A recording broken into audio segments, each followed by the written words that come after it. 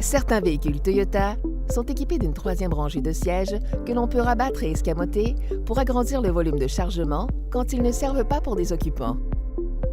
Bien que les sièges ne soient pas exactement pareils d'un modèle à l'autre, leur fonctionnement de base demeure le même.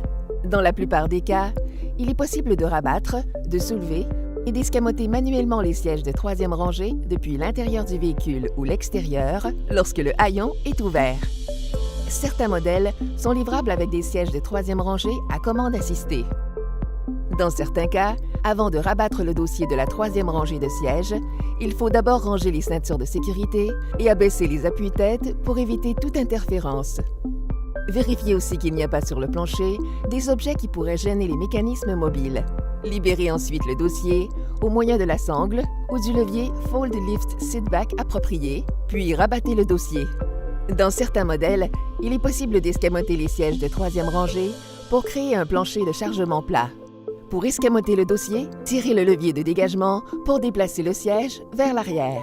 Poussez ensuite le siège contre le plancher et si le véhicule en est équipé, utilisez les rabats se trouvant sur le dossier pour couvrir l'écart entre le dossier et le plancher.